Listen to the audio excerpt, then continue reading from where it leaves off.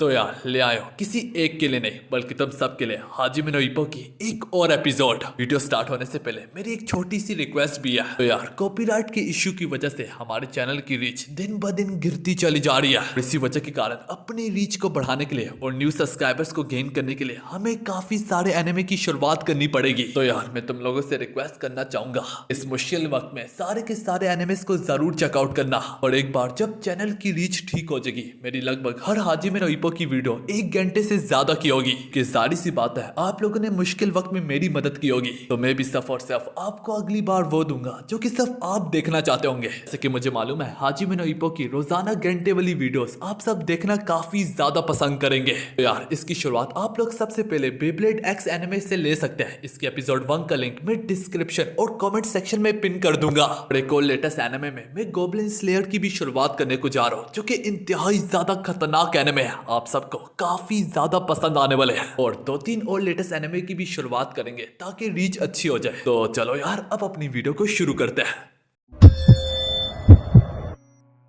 तो यार हमारी एपिसोड की शुरुआत वहीं से होती है जहाँ पे सेंडो ट्रेन लेके अपने घर को लौट के जा रही होता है कि जाने से पहले भी वो इप्पो से कहने लगता है मैं तुम्हारा ऑल जापान टूर्नामेंट में इंतजार करूंगा। और ये कहते सारी उसकी ट्रेन वहीं से रवाना हो जाती है। अब अपने हाथ के जख्मी होने की वजह से इप्पो ये पहले से ठान बैठा होता है कि वो बॉक्सिंग नहीं करेगा जब तक उसका हाथ ठीक नहीं हो जाता। और सेंडो के लगातार बार बार चैलेंज करने की वजह से इप्पो बॉक्सिंग के बारे में सोचने लगता है कि इसी बीच में इप्पो की नजर सेंडो के सामान पे पड़ती है जो कि चैलेंज के चक्करों में वो यहीं पे अपना सामान भूल के चला गया। अब अगले दिन इप्पो जब अपनी मदर के साथ फिशिंग बोट के बिजनेस में उनकी मदद कर रहा होता है तब भी इप्पो अपनी बोट पे सवार काफी ज्यादा सीरियस होता है क्योंकि उससे वही पल याद आ रहा होता है कि कैसे सेंडो ने उससे चैलेंज किया। इप्पो में भी बॉक्सिंग की आग बढ़ती चली जा रही होती है। फिर जब इप्पो अपनी मुट्ठी बनाता है तो उसके हाथ में काफी ज्यादा दर्द होता है। इसका मतलब है इप्पो अभी भी बॉक्सिंग के लिए तैयार नहीं है। और यही बात इप्पो अपनी मदर को भी बताता है कि वो ऑल जापान टूर्नामेंट में कैसे बेदर्दी से पार्टिसिपेट करना चाहता है। और इसी बात पर उसकी मदर अपने एक क्लाइंट के कारण इप्पो के लिए एक अच्छी सी डॉक्टर ढूंढती है। कि मदर उससे बताती है कि वो डॉक्टर बॉक्सिंग और जूडो की बहुत बड़ी फैन है और यहाँ तक खुद भी नेशनल लेवल पे एक बहुत बड़ी चैंपियन रह चुकी है। इसी वजह से तो ये डॉक्टर ऐसी चोटों का काफी अच्छे तरीके से इलाज करती है, इस काबिल बना देती है कि तुम जल्द से जल्द वापस टूर्नामेंट वगैरह में पार्टिसिपेट कर पाओ। यहाँ पे इप्पो उस गली में तो पहुंच जाता है मगर एग्जैक्ट लोकेशन पे जाने में उसे काफी ज्यादा दुश्वारी हो रही होती है। उसे यूं परेशान देख के एक अनजान फीमेल उसे कहने लगती है कि तुम क्या किसी को ढूंढ रहे हो। तो इप्पो उसको बताता है कि मैं डॉक्टर यामागुची को ढूंढ रहा हूँ। जो सुनते सारे वो लड़की कहती है ओह तो तुम इप्पो माकानाउची हो। वो लड़की उससे बताती है जिस डॉक्टर यामागुची को तुम ढूंढ रहे हो वो कोई और नहीं बल्कि मैं ही हूँ। इसी के साथ इप्पो को एग्जामिन करने के लिए वो अगले सीन में उसे अपने क्लिनिक ले आती है। इप्पो से बातें करते करते वो उसके करीब आ जाती है और अचानक से करीब आ जाने की वजह से इप्पो की हार्ट बीट काफी ज्यादा बढ़ जाती है। अरे यार उसके शोल्डर्स को बार बार छूने के बाद वो उसे बताती है कि चाहे जरूर तुम्हारा हाथ तो ठीक हो रहा है लेकिन तुम्हारे शोल्डर की मसल ने भी डैमेज लिया है। तुम्हारे शोल्डर की मसल तभी दर्द करती है जब तुम्हारे हाथ में काफी बड़ी ताकत हो। जब उस हाथ को तुम बार बार इस्तेमाल करते हो उसको फुल स्पीड में घुमाने की वजह से तो तुम्हारे अपने शोल्डर्स और मसल ही डैमेज ले लेते हैं। वो ये सुन के काफी ज्यादा हैरान होता है क्योंकि यही सेम बात उसे चीफ ने भी बताई थी। चीफ तो अपने काफी साल के एक्सपीरियंस के मुताबिक बता रहा था। हालांकि ये डॉक्टर ने सब उसके शोल्डर को एक बार छुआई। सिर्फ पहली नजर में उस डॉक्टर ने बता दिया कि उसके जिस्म में कहाँ पे खराबी है। अपनी तारीफ सुन के यामागुची उसे पीछे से गले लगाती है और इसी समय इप्पो रियलाइज करता है कि उसकी खड़ी हो रही है। एक्सरे को देखने के बाद वो डॉक्टर कहने लगती है काफी ज्यादा मुश्किल है तुम्हारा पार्टिसिपेट करना। वो उससे बताती है कि मेरे डॉक्टर होने के नाते मैं तुम्हें रिकमेंड नहीं करूंगी कि तुम जाके पार्टिसिपेट करो। तो इप्पो उसे बताता है कि इन बॉक्सिंग मैचेस में मेरा हिस्सा ना लेना, ये मेरे लिए ऐसे ही है जैसे कि मैं भाग रहा हूँ। इप्पो से बताता है कि मैंने सोचा भी नहीं था कि मैं इतनी जल्दी कामयाब भी होऊंगा। मेरी कामयाबी का राज इसलिए है क्योंकि मैं हर हालत में आगे बढ़ता रहता हूँ। अगर मैंने ऐसा करना ही छोड़ दिया तो मुझे लगेगा कि शायद से मैं अपनी जगह पे खड़ा हूँ। अगर आज मैं पीछे हट गया तो मुझे सारी जिंदगी यही लगेगा कि मैं डर के मारे या फिर बहाने के मारे वहीं पे रुक गया था। वो उसे बताता है कि कैसे वो एक सेंडो नाम के अमेजिंग बॉक्सर से मिला है जो कि हर हालत में वो भी आगे बढ़ता रहता है। वो उसे रिक्वेस्ट करता है कि अगर 1% चांस भी है तो वो मैं लेना चाहूंगा। वाकई में हर हालत में सेंडो से लड़ना चाहता हूँ। सब कुछ सुनने के बाद यामागुची उसे कुछ फिजिकल थेरेपीज लिख के देती है और वो उससे कहती है कि हर हालत में इसे फॉलो करना। अगर तुम वाकई में पार्टिसिपेट करना चाहते हो तो फिर लाजमी इन चीजों को फॉलो करो। और फिर फिर मैच से पहले मैं तुम्हारे हाथ में एनेस्थीसिया को इंजेक्ट कर डालूंगी। इंजेक्शन के कारण मैच में तो तुम्हें दर्द नहीं होगा, लेकिन हाँ जब उस इंजेक्शन का असर खत्म होगा फिर एक साथ ही सारा का सारा दर्द तुम्हारे हाथ पे टूट पड़ेगा। घर लौट के ईपो अपनी फिजिकल थेरेपीज वगैरह को फॉलो करने लगता है और 1 महीना तक उसे ये करना होगा। उसने ये भी कहा था कि अपने शोल्डर की मसल को स्ट्रॉन्ग करो ताकि वो तुम्हारे दर्द को सह सके, और यहाँ तक यही सेम फिजिकल थेरेपीज वगैरह ईपो जिम में भी कर रहा होता है। अब इसी तरह चीफ की नजर जब ईपो पे पड़ती है तो अगले सीन में ईपो चीफ को ये सारी की सारी बातें बता डालता है, कैसे उसे इन फिजिकल थेरेपीज को फॉलो करना है। मैच से पहले यहाँ तक वो एनेस्थीसिया का भी इस्तेमाल करेगा। उन्हें ये सब कुछ समझ तो आ जाता है, लेकिन उन्हें ईपो की फिक्र होने लगती है कि अगर इसका हाथ दोबारा से जख्मी हो गया तो ईपो का करियर और भी खतरे में पड़ सकता है। और इसके बावजूद भी ईपो यहाँ पे पीछे हटने के लिए तैयार ही नहीं होता। उसकी यही हालत देख के चीफ समझ जाता है कि हम इसे रोक नहीं सकते, तो इसके बजाय चलो इसे ट्रेन करते हैं कि वो सैंडो का कैसे सामना करेगा। इसी वजह से चीफ ईपो के सामने कुछ सैंडो की मैगजीन्स लगता है और वो ईपो को बताता है कि बेशक वो तुम्हारी तरह करीबी से लड़ता है, उसका डिफेंस इतना ज्यादा पावरफुल तो नहीं है, लेकिन उसके एक एक पंच के पीछे काफी बड़ी ताकत छुपी है। यहाँ तक अगर सैंडो के ज्यादातर पंचेस जिस अपोनेंट के साथ कनेक्ट होते हैं वो ज्यादातर हॉस्पिटलाइज ही होते हैं। यहाँ तक सैंडो के अपोनेंट को एक पंच इतने जोर का लगा था कि जिसके कारण वो अभी तक बॉक्सिंग में हिस्सा नहीं ले सकता। और चीफ ईपो को वार्न भी करता है कि शायद से इससे लड़ने के बाद तुम्हारा करियर और भी खतरे में पड़ सकता है। तो बच्चे जरा ठंडे दिमाग से सोच के बताओ, क्या तुम वाकई में ऐसा करना चाहते हो? इस सुनने के बावजूद भी ईपो कहने लगता है अगर वाकई में सूरत हाल यहाँ तक पहुंच भी गई तो मैं तैयार होऊंगा अपने करियर को गुड बाय कहने के लिए। और उसके जज्बे को देख के चीफ उसकी रिस्पेक्ट शो करते हुए कहने लगता है ठीक है फिर हम तुम्हारी प्रैक्टिस को शुरू करते हैं। वो खुश हो रही होता है कि चीफ उसे बीच में ही रोकते हुए कहने लगता है एक और चीज ईपो। चीफ उसे बताता है मैं तुम्हें सैंडो के लिए तैयार तो कर सकता हूँ, लेकिन मैं आखिर में देखूंगा तो वाकई में तुम मुझसे लड़ने के लिए तैयार हो भी या नहीं, तुम्हारा हाथ ठीक है या नहीं। सारी चीजों पे तुम कंप्लेन नहीं कर सकते और हम तुम्हारे हाथ को देख के डिसाइड करेंगे कि तुम लड़ने के काबिल हो या नहीं। इसी शर्त को ईपो कबूल करके अपनी ट्रेनिंग को स्टार्ट करता है। दूसरी और कहानी सैंडो पे जाती है जो कि आज जल्दी प्रैक्टिस करके घर जा रही होता है कि इसी में उसे ईपो माकानाउची की तरफ से पैकेज आता है। इसमें ईपो ने ये सारा का सारा सामान उसे भेजा होता है जो कि वो टोक्यो में ही भूल के आ गया होता है, और उसे सारे सामान में एक चिट्ठी भी ईपो की तरफ से मिलती है जिसमें लिखा होता है मैं ऑल जापान टूर्नामेंट में तुमसे लड़ने आ रहा हूँ। जो सुनते सारे सैंडो फौरन से रिंग में कूदते हुए अपने कोच से कहता है कि मुझे ट्रेनिंग दो। सैंडो अपनी एक्साइटमेंट से मरता चला जा रहा होता है। सैंडो अपने मन में सोचने लगता है ईपो ने कहा कि वो आएगा तो वो आएगा और अपनी बेहतर कंडीशन में ही आएगा, और मैं यकीन से कह सकता हूँ कि इस वक्त ईपो अपनी ट्रेनिंग में डूब चुका होगा, तो मैं क्यों ना डूबूं। अब अगले सीन में चीफ ईपो और ताकामुरा को उल्टा होके अपने हाथों और पैरों से चढ़ने के लिए कहता है कि ऐसे राउंड्स को कंप्लीट करने से स्टेमिना काफी जल्दी बढ़ता है। यहीं पे ईपो के हाथ का ख्याल रख लें, यहाँ तक डॉक्टर यामागुची भी यहाँ पे पहुंच जाती है। शुरू में तो ताकामुरा इस बेतुकी ट्रेनिंग को नहीं कर रहा होता, पर उसके स्कर्ट के नीचे झांकने के लिए ताकामुरा भी फौरन से इस ट्रेनिंग के स्टैंस को ले लेता है। अब इसी के साथ चीफ उन्हें कहता है कि तुम लोग 50 डैश को कंप्लीट करोगे। ऐसी सूरत में उस टावर तक तुम लोगों को जाना होगा और वापस आना होगा। और उनको ये ट्रेनिंग करवाता देखे यहाँ तक डॉक्टर भी चीफ की दाद देते हुए कहने लगती है ना कि सब स्टैमिना बल्कि इसी पोज के कारण उनकी बैक मसल और उनकी शोल्डर मसल भी बढ़ेगी। यहाँ पे वो चीफ से रिक्वेस्ट करती है कि वो भी ओसाका जाके ऑल जापान टूर्नामेंट्स को देखना चाहेगी, क्योंकि वो देखेगी कि ईपो का हाथ इस काबिल है भी या नहीं। और उसकी यह बात सुन के चीफ भी तैयार हो जाता है कि एक डॉक्टर का होना ज्यादा अच्छा रहेगा। अब यहाँ से ईपो की खतरनाक ट्रेनिंग की तो सब शुरुआत होती है। एक तरफ ईपो पागलों की तरह ट्रेनिंग कर रहा होता है और दूसरी ओर सैंडो पागलों की तरह ट्रेनिंग कर रहा होता है। देख पाते हैं सैंडो के अपने टाउन में काफी ज्यादा उसकी इज्जत होती है और बच्चे भी उसे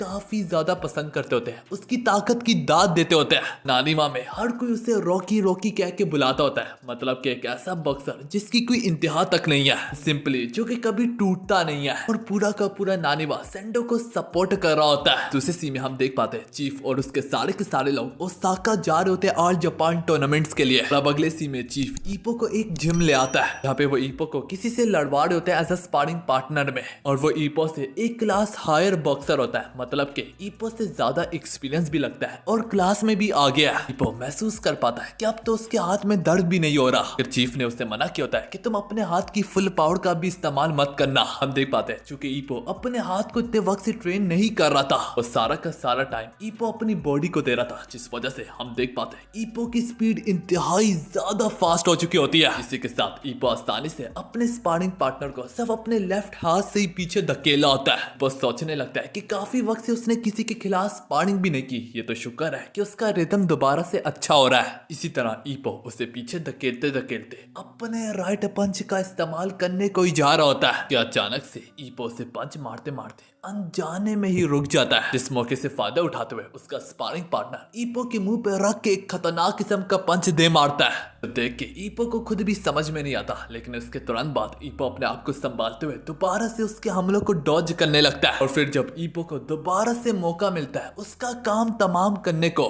ईपो इस बार डिसाइड करता है कि वो ठीक तरीके से अपने राइट का इस्तेमाल करके उसका काम तमाम कर देगा। रांगी की तो बात ही होती है, ईपो दोबारा से अपने राइट का इस्तेमाल करते करते रुक जाता है। जो मौका पाके उसका स्पारिंग पार्टनर ईपो को नॉकडाउन भी यहाँ तक कर डालता है। देख के किमुरा और आओकी कहने लगते हैं, मुझे समझ में नहीं आ रहा, ईपो का तो फिस्ट पूरे तरीके से ठीक हो चुका है, आखिर क्यों नहीं ईपो अपने राइट पंच का इस्तेमाल कर पा रहा। ताकामुरा आगे से कहने लगता है, इसमें कोई शक नहीं है कि ईपो का हाथ पूरे तरीके से ठीक हो चुका है। को यहाँ तक खुद भी जवाब मालूम नहीं होता कि वो अपने पंच को थ्रो करने में क्यों नाकाम हो गया। और अगर ईपो ने सुधार न लाया तो चीफ उसे लड़ने की इजाजत नहीं देगा। कहानी फूजी पे जाती है, जो कि सोच रहा होता है कि कल ऑल जापान रूकी चैंपियनशिप की शुरुआत होगी। यहाँ पे लोगों के सामने रहने वाली कोई और क्लास नहीं बल्कि फेदर क्लास है, जिसमें ईपो और सेंडो दोनों के दोनों स्ट्रॉन्ग फाइटर्स भी शामिल है। और इसके बावजूद भी लोग ज्यादातर सेंडो को पसंद करते हैं, उसे रॉकी बुलाते हैं। और यहाँ पे ज्यादातर फेमस कोई और नहीं बल्कि सेंडो ही है। हमें ईपो के बारे में दिखाया जाता है, जो कि ईपो भी सोच रहा होता है कि आखिर वो पंच मारने में क्यों नाकाम हो गया। ताकामुरा इस पर कहने लगता है, दिखने से तो लगता है ईपो को कहीं ना कहीं पे डर है, वो अपने फेस को दोबारा से खराब ना कर दे। और ऊपर से मैच में भी सिर्फ 1 या 2 दिन ही बाकी है।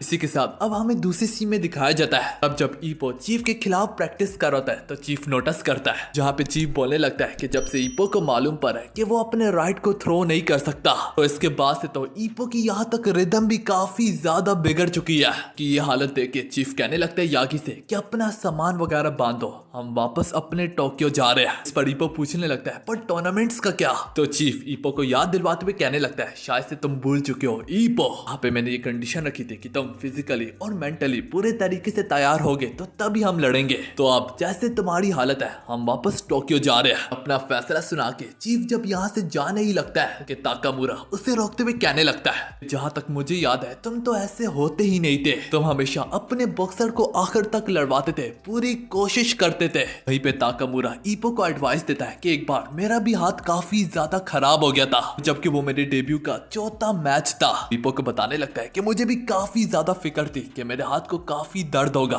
अगर मैं पंचेस मारता गया। वो ईपो को एक्सप्लेन करता है कि मैंने 4थे मैच के दौरान अपने अपोनेंट को फिर एक ही पंच के मारे हरा डाला, कि मुझे मालूम था कि अगर मैं अपने राइट पंच का बार बार इस्तेमाल करूं तो मुझे दर्द होगा। बस मैंने एक ही बार अपने राइट पंच का इस्तेमाल किया, अपनी फुल पावर का इस्तेमाल करके अपने अपोनेंट को 15 सेकंड में ही नॉकडाउन कर डाला। और जब तक मुझे अपने पंच में दर्द का एहसास हुआ भी, तब तक मेरा अपोनेंट जमीन पे पड़ा हुआ था बेहोश। वो ईपो को यही समझा रहा होता है कि इससे कोई फर्क नहीं पड़ता कि अगर तुम लड़ाई में अपने लेफ्ट हैंड का इस्तेमाल करो, लेकिन जब तुम्हें मौका मिले तो अपने राइट हैंड का जरूर इस्तेमाल करना और एक ही बार करना, और एक ही बारी में अपने दुश्मन को मौत के घाट उतार डालना। ये सुन के ईपो को चीफ दोबारा से कल तक का वक्त देता है और वो उसे बताता है कि अगर कल मैच में तुम अपने फिस्ट का इस्तेमाल ना कर पाए तो मैं वहीं पे क्विट कर डालूंगा। और ये मेरा आखिरी फैसला इस बार का।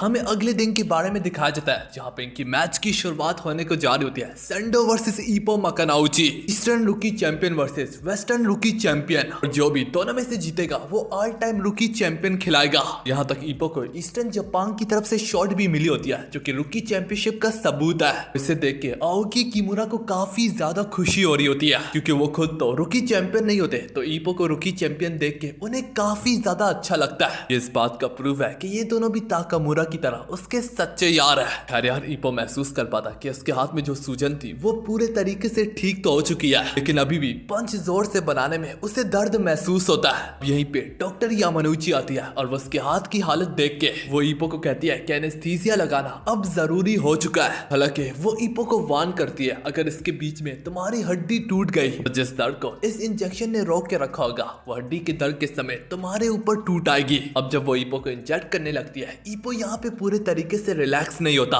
अगर उसका हाथ ही रिलैक्स नहीं होगा तो ये दवाई उसकी रगों से सही तरीके से नहीं गुजर पाएगी। जिस पर वो डॉक्टर जानबूझ के ईपो का ध्यान अपने साजिद माजिद की तरफ करवाती है और जब ईपो उनमें खो जाता है तो ईपो पूरे तरीके से रिलैक्स हो जाता है।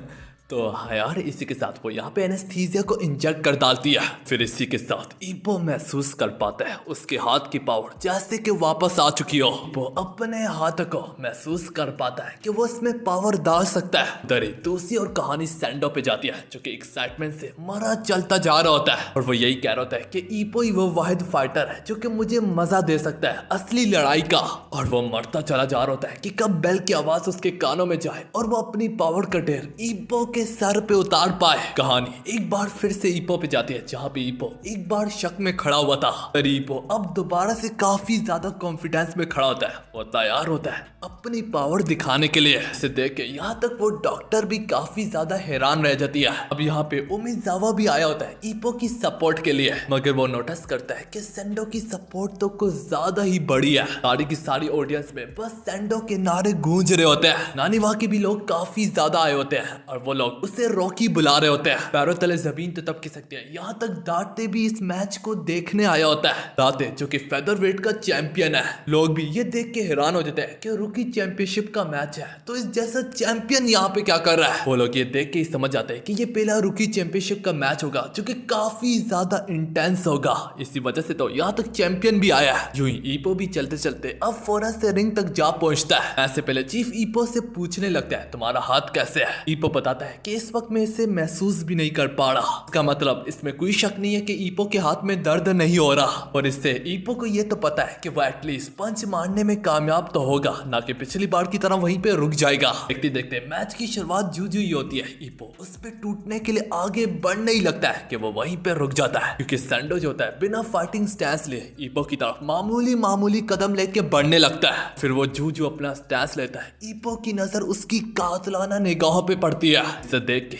ईपो उसमें खो जाता है। ईपो महसूस कर पाता है कि उसके आगे खतरा है। यहाँ तक चलते चलते सैंडो इतना करीब पहुंच जाता है कि वो ईपो के मुंह पे जूजू पंच मारने को ही जा रहा होता है कि बस बड़ी मुश्किलों से ईपो उसे करीबी से ब्लॉक करता है। महसूस कर पाता है कि इतनी बड़ी पावर पंच की उसने किसी और फाइटर में महसूस नहीं की। फिर यहाँ तक सैंडो अपने दूसरे पंच से ईपो के डिफेंस को भी तोड़ डालता है। ये देख के ताकामुरा और चीफ भी बोलने लगते हैं। मैच शुरू होने से पहले ईपो उसके भड़कते हुए शोलों से जल चुका है और बस पहली नजर में ही ईपो ने आज तक कभी इतना खतरा महसूस नहीं किया होता और इसी वजह से तो ईपो ने भागते हुए इसकी तरफ बढ़ा नहीं। ईपो वहीं पे रुक गया था जब उसे खतरा महसूस हुआ था। अगर ईपो ने ऐसा ना किया होता तो ईपो यहीं पे हार भी चुका होता। ईपो उसके प्रेशर का सामना नहीं कर पा रहा होता। वो यहाँ पे पीछे हटने लगता है और सैंडो आगे बढ़ा होता है। यहाँ तक ईपो रस्सियों तक जा पहुंचता है और फिर सैंडो उस पर अपने पंचेस बरसाने लगता है। जबकि वो उसके नॉर्मल जैब्स होते हैं, मगर उन्हें भी रोकते हुए ईपो को काफी ज्यादा मुश्किल आ रही होती है।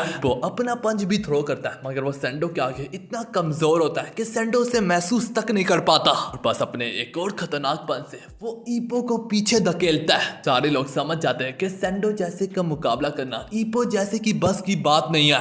कहीं जाके उमिजावा को भी समझ में आती है कि आखिर लोग उसे क्यों रॉकी बुलाते हैं। ईपो अपने आप को घुटन में महसूस करता है, अपने आप को कोने में पाता है और अपने आप को अकेला पाता है कि इस दिलमे में ईपो अपने राइट हाथ के बारे में सोचने लगता है। फिर ईपो एक कदम सैंडो की तरफ लेता है और अपने पीकाबू स्टैंस में चला जाता है। ये वही स्टैंस है, इसका मतलब है ईपो सैंडो की तरह ही पंचेस की बारिश करने को जा रहा है। ताकामुरा परेशानी से कहने लगता है इसका एक ही मतलब है कि ईपो अपने राइट हाथ को टेस्ट करने को जा रहा है। फिलहाल तो यहाँ पे ज्यादा ईपो ही पिट रहा होता है। इसी के साथ सैंडो ईपो पे आसानी से बाड़ी पड़ते हुए उस पे बराज मारते हुए ईपो को नॉकडाउन बस करने को ही जा रहा होता है। ईपो गिरने से पहले अपने आप को वक्त पे ही संभाल लेता है। संभालते सारी वो एक खतरनाक किस्म का अपने राइट पंच का इस्तेमाल करता है कि फौरन जाके सैंडो पर पड़ती है और सैंडो रिंग के एक कोने से दूसरे कोने में जाके उड़ के जाता है। ये देख के सैंडो को जैसे कि लगने लगता है कि उसे ट्रक ने टक्कर मार दिया। उसे शायद से ठीक तरीके से दिख रहा भी नहीं होता।